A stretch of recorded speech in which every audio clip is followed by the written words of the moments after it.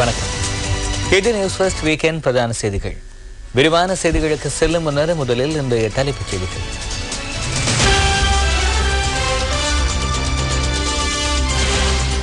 முன்னாள் பாராளுமன்ற உறுப்பினர் பாரத லட்சுமணின் பொதுவுடல் கொரோனாவுக்கு கொண்டு செல்லப்பட்டுள்ளது. இறுதி கிரியைகள் எதிர்வரும் புதன்கிழமை. பாராளுமன்ற உறுப்பினர் துமிந்த சில்வாவுக்கு ஜெயவர்தனபுர வைத்தியசாலையில் தொடர்ந்தும் சிகிச்சை. தேர்தல் நடைபெற்ற 23 உள்ளூராட்சி மன்றங்களில் 21 மன்றங்களை கூட்டமைப்பு கைப்பற்றியுள்ளது. கொழும்பு மாநகர சபையின் அதிகாரம் ஐக்கிய தேசிய கட்சியினர். மார்க்சிய புரட்சியாளர் சே குவேரா பூவுலக வாழ்வை நீத்ததன் 44வது வருட பூர்த்தி இன்று. 23 உள்ளூராட்சி மன்றங்களுக்காக நேற்று நடைபெற்ற தேர்தல் முடிவுகளின் பிரகாரம் 21 உள்ளூராட்சி மன்றங்களை கைப்பற்றி ஐக்கிய மக்கள் சுதந்திர கூட்டமைப்பு அமோக வெற்றியீட்டியுள்ளது. ஐக்கிய தேசிய கட்சி மற்றும் ஸ்ரீலங்கா முஸ்லிம் காங்கிரஸ் ஆகியன தலா ஒரு உள்ளூராட்சி மன்றம் வீதம் கைப்பற்றியுள்ளன. இம்முறை முக்கிய கவனம் செலுத்தப்பட்ட கொழும்பு மாநகர சபையின் அதிகாரத்தை ஐக்கிய தேசிய கட்சி கைப்பற்றியுள்ளது. உள்ளூராட்சி மன்ற தேர்தல் முடிவுகள் பற்றிய விவரங்களுடன் சந்திரிகா ஆறுமுகம். கொழும்பு மாநகர சபைக்கு 53 உறுப்பினர்களை தெரிவு செய்வதற்காக கொழும்பு மத்திய, கொழும்பு வடக்கு, கொழும்பு கிழக்கு, கொழும்பு மேற்கு மற்றும் பொருளை ஆகிய 5 தேர்தல் தொகுதிகளில் நேற்று தேர்தல் நடைபெற்றது. இதன் பிரகாரம் 1,0920 வாக்குகளை பெற்ற ஐக்கிய தேசிய கட்சி 24 ஆசனங்களை கைப்பற்றியுள்ளது. 77,089 வாக்குகளை பெற்ற ஐக்கிய மக்கள் சுதந்திர கூட்டமைப்பு 16 ஆசனங்களை பெற்றுக் கொண்டுள்ளது. கொழும்பு மாநகர சபை தேர்தலில் 6 ஆசனங்களை பெற்று ஜனநாயக மக்கள் முன்னணி 3ஆம் இடத்தை பிடித்துள்ளது. ஸ்ரீ ஜெயவர்தனபுர கோட்டை மாநகர சபையின் தேர்தல் பெறுபேறுகளே இவை. இந்த தொகுதியில் 163.57% வாக்குகளை பெற்று ஐக்கிய மக்கள் சுதந்திர கூட்டமைப்பு 13 ஆசனங்களை கைப்பற்றியுள்ளது. ஐக்கிய தேசிய கட்சியானது 125.76% வாக்குகளை பெற்று 5 ஆசனங்களை பெற்றுள்ளது. சுயேட்சை குழு 3 மற்றும் லங்கா சமசமாஜ கட்சி என்பன தலா ஒரு ஆசனத்தை வெற்றி கொண்டன. தெஹிவலை கல்கிச மாநகர சபையின் அதிகாரத்தை இம்முறை ஐக்கிய மக்கள் சுதந்திர கூட்டமைப்பு கைப்பற்றியுள்ளது. ஐக்கிய மக்கள் சுதந்திர கூட்டமைப்பானது 39,812 வாக்குகளை பெற்று 16 ஆசனங்களை பெற்றுள்ளது. 31,082 வாக்குகளை பெற்ற ஐக்கிய தேசிய கட்சியானது 11 ஆசனங்களை கைப்பற்றியுள்ளது. ஜனநாயக மக்கள் முன்னணி மற்றும் மக்கள் விடுதலை முன்னணி என்பன தலா ஒரு ஆசனங்களை பெற்றுள்ளன. கம்பஹா மாநகர சபைக்கான 18 ஆசனங்களில் 14 ஆசனங்களை ஐக்கிய மக்கள் சுதந்திர கூட்டமைப்பு கைப்பற்றியுள்ளது.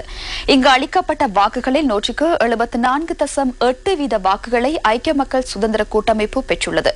ஐக்கிய தேசிய கட்சியானது 3 ஆசனங்களை பெற்றுள்ளதோடு அந்த கட்சிக்கு 121.16% வாக்குகள் அளிக்கப்பட்டுள்ளன. சுயேட்சை குழு இலக்கம் 3க்கு கம்பஹா மாநகர சபையில் ஒரு ஆசனம் கிடைத்துள்ளமை குறிப்பிடத்தக்கது. கண்டி மாவட்டத்தின் கண்டி மாநகர சபையின் அதிகாரத்தை இம்முறை தேர்தலில் ஐக்கிய தேசிய கட்சி இழந்துள்ளது. 23,189 வாக்குகளை பெற்றுள்ள ஐக்கிய மக்கள் சுதந்திர கூட்டமைப்பானது 13 ஆசனங்களை கைப்பற்றியுள்ளது. 20,087 வாக்குகளுடன் ஐக்கிய தேசிய கட்சியானது 10 ஆசனங்களை பெற்றுக் கொண்டுள்ளது. ஸ்ரீலங்கா முஸ்லிம் காங்கிரஸ் ஆனது ஒரு ஆசனத்தை கைப்பற்றியுள்ளது. நுவரெலியா மாநகர சபையின் அதிகாரத்தையும் இம்முறை உள்ளூராட்சி மன்ற தேர்தலில் ஐக்கிய தேசிய கட்சி இழந்துள்ளது. 6,275 வாக்குகளை பெற்று ஐக்கிய மக்கள் சுதந்திர கூட்டமைப்பு 6 ஆசனங்களை வெற்றி கொண்டுள்ளது. 5,781 வாக்குகளை பெற்ற ஐக்கிய தேசிய கட்சி 3 ஆசனங்களை தன்வசப்படுத்தியுள்ளது. காலி மாவட்டத்தின் காலி மாநகர சபையில் ஐக்கிய மக்கள் சுதந்திர கூட்டமைப்பு 11 ஆசனங்களை கைப்பற்றியது. ஐக்கிய தேசிய கட்சி 7 ஆசனங்களை கைப்பற்றியுள்ளதோடு மக்கள் விடுதலை முன்னணிக்கு ஒரு ஆசனம் கிடைத்துள்ளது. ஆத்தரை மாநகர சபைக்கான தேர்தலில் 20,681 வாக்குகளை பெற்று ஐக்கிய மக்கள் சுதந்திர கூட்டமைப்பு 9 ஆசனங்களை வெற்றி கொண்டு ஆட்சியை கைப்பற்றியது. ஐக்கிய தேசிய கட்சி 5 ஆசனங்களை பெற்றுள்ளது. ஹம்பாந்தோட்டை மாவட்டத்தின் ஹம்பாந்தோட்டை மாநகர சபைக்கான 12 ஆசனங்களில் 8 ஆசனங்களை ஐக்கிய மக்கள் சுதந்திர கூட்டமைப்பு கைப்பற்றியுள்ளது. அத்துடன் 4 ஆசனங்கள் ஐக்கிய தேசிய கட்சி வசமானது. குருநாகல் மாநகர சபையின் ஆசனங்களும் ஹம்பாந்தோட்டை மாநகர சபையை போன்றே கைப்பற்றப்பட்டுள்ளன. 8,578 வாக்குகளை ஐக்கிய மக்கள் சுதந்திர கூட்டமைப்பு பெற்றுள்ளது. அத்துடன் ஐக்கிய தேசிய கட்சியானது 4,838 வாக்குகளை பெற்றுள்ளது.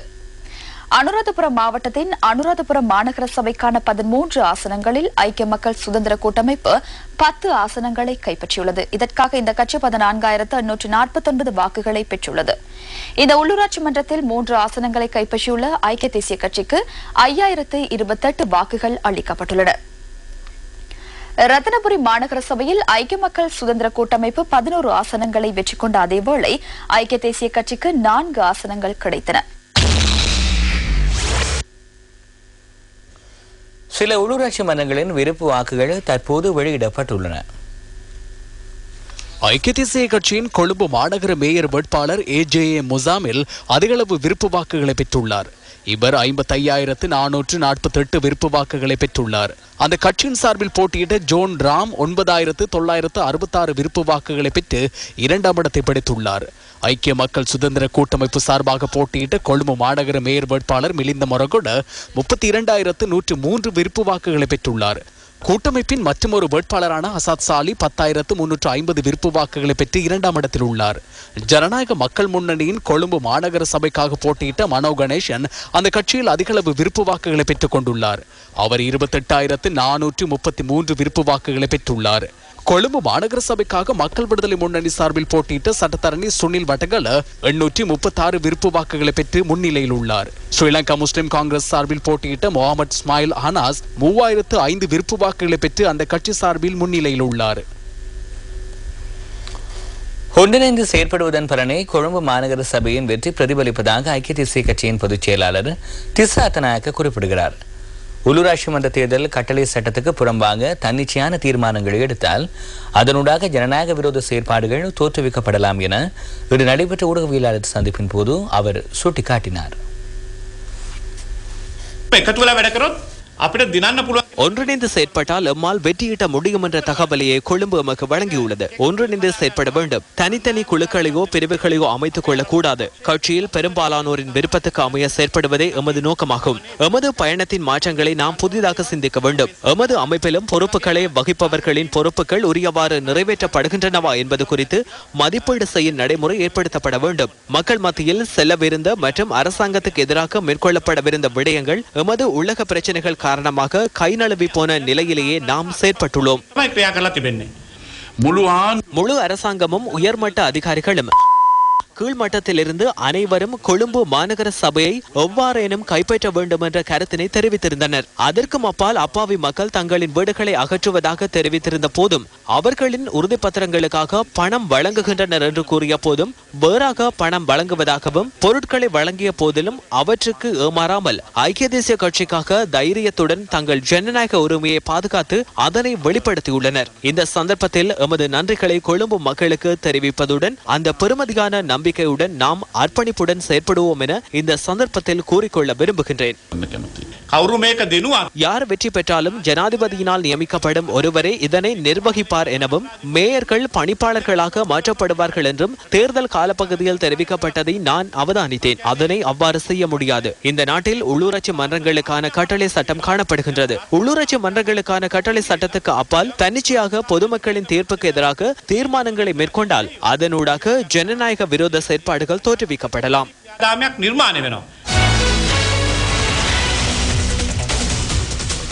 கொழும்பு மாநகர சபையின் மூலம் பெற்றுக்கொண்ட அதிகாரத்தை மத்திய அரசின் அபிவிருத்தி செயற்பாடுகளுடன் ஒன்றிணைக்க வேண்டியது வெற்றியாளர்களின் பொறுப்பாகும் என அரசியல் விமர்சகர்கள் சுட்டிக்காட்டுகின்றனர்.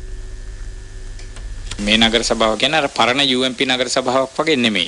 දැන් මෙතන මේ නගර සභාව இந்த நகர சபையானது பழைய UMP நகர சபையை போன்றதல்ல. கொழும்பு மக்களுக்கு, குறிப்பாக நகரில் உள்ள வறுமையான மக்களுக்கு தாக்கத்தினை ஏற்படுத்தும் வகையில் இதனை அதிகார சபையாக அல்லது வேறு விதமாக மாற்ற வேண்டியுள்ளது.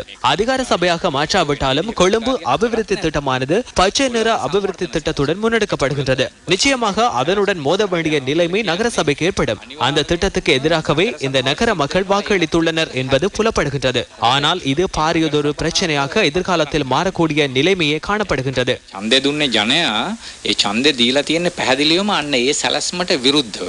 කොළඹ අගනගරයේ ප්‍රාදේශීය ආණ්ඩු බලය கொழும்பு நகரின் பிரதேச ஆட்சி அதிகாரமானது எந்த கட்சிக்கு சென்றாலும் அது தேசிய அபிவிருத்தி நிகழ்ச்சி நிரலுக்கு கீழ்ப்படிய வேண்டும். இத்தகையதொரு நகரம் தொடர்பில் மத்திய அரசாங்கத்தினால் மேற்கொள்ளப்படுகின்ற தீர்மானங்கள் தேசிய நிகழ்ச்சி நிரலுக்கு அமைய மேற்கொள்வதற்கு கொழும்பு நகரின் அரசியல் அதிகாரம், நகர சபையின் அரசியல் அதிகாரம் என்பன ஐக்கிய தேசிய கட்சிக்கு கிடைத்துள்ளமையானது எந்தவித பாதிப்பினையும் ஏற்படுத்தாது. இதனால் கொழும்பு மாநகர சபையின் அதிகாரம் ஐக்கிய தேசிய கட்சிக்கு கிடைத்தவுடன் கொழும்பு நகரின் அபிவிருத்தி நடவடிக்கைகள் மற்றும் அது தொடர்பில் இடம்பெறுகின்ற மத்திய அரசாங்கத்தின் ஆராய்வு நடவடிக்கைகள், அத்துடன் மத்திய அரசாங்கத்தின் கொழும்பு நகரின் அபிவிருத்தி நடவடிக்கைகளை முன்னெடுப்பதற்காக புதிதாக அமைக்கப்படுகின்ற அதிகார சபை மற்றும் நகர கூட்டுத்தாபனம் என்பன தொடர்பான விடயங்கள் எவ்வாறு மறைந்து போகும் என்பது விளங்கவில்லை.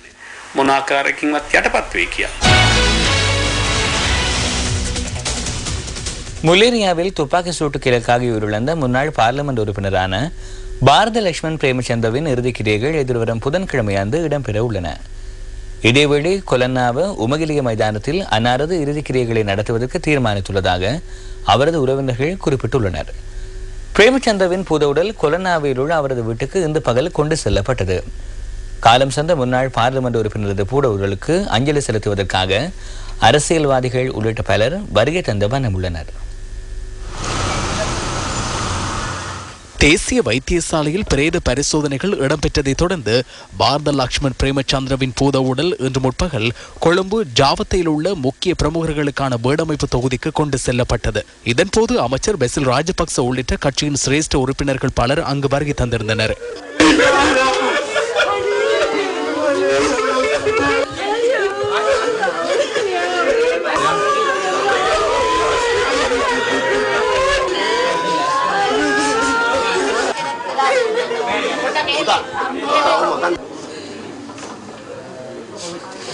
பிரேமச்சந்திரவின் பூதவுடலுக்கு ஜனாதிபதி மஹிந்த ராஜபக்ச இன்று முற்பகல் அஞ்சலி செலுத்தினார். இதனைத் தொடர்ந்து அன்னாரது பூதவுடல் கொலன்னாவில் உள்ள அவரது இல்லத்திற்கு கொண்டு செல்லப்பட்டது.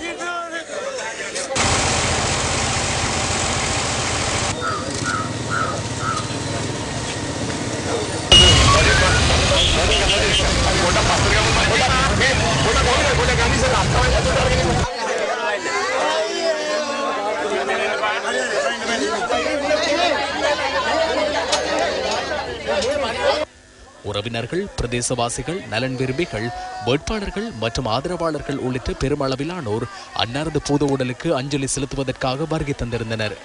55 வயதான பாரத லட்சுமண் பிரேமச்சந்திர 2 பிள்ளைகளின் தந்தை ஆவார்.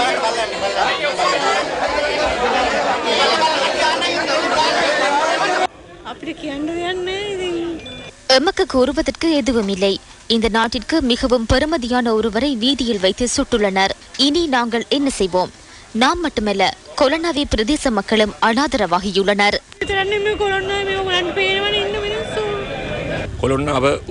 அன்னாரது இறுதி கிரிகைகளை கொலன்னாவு உமகிலிய மைதானத்தில் மேற்கொள்வதற்கு எதிர்பார்த்துள்ளோம்.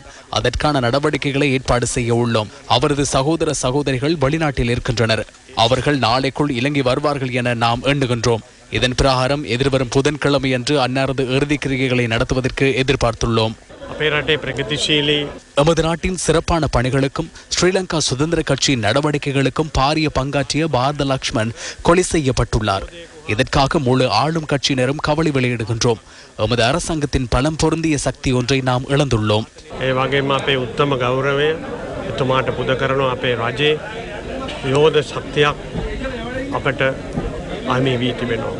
நேற்று இடம்பெற்ற துப்பாக்கிச் சூட்டில் பிரேமச்சந்திரவுடன் மேலும் 2 உயிரிழந்தனர். இந்த சம்பவத்தில் உயிரிழந்த 32 வயதான ஜெயன்லாப்தீன் முகமது அஷ்மியின் ஜனாசா நல்லடக்கம் நேற்று இடம்பெற்றது. அவர் கொலன்னாவை IDH பிரதேசத்தைச் சேர்ந்தவர் ஆவார். 45 வயதான தமித்த ஜெயசேகரவும் இந்த சம்பவத்தில் உயிரிழந்துள்ளதோடு அவர் கொலன்னாவு பெரகும்பா மாவட்டத்தைச் சேர்ந்தவர் ஆவார். அன்னாரது பூதவுடல் அவரது வீட்டில் அஞ்சலிக்காக வைக்கப்பட்டுள்ளது.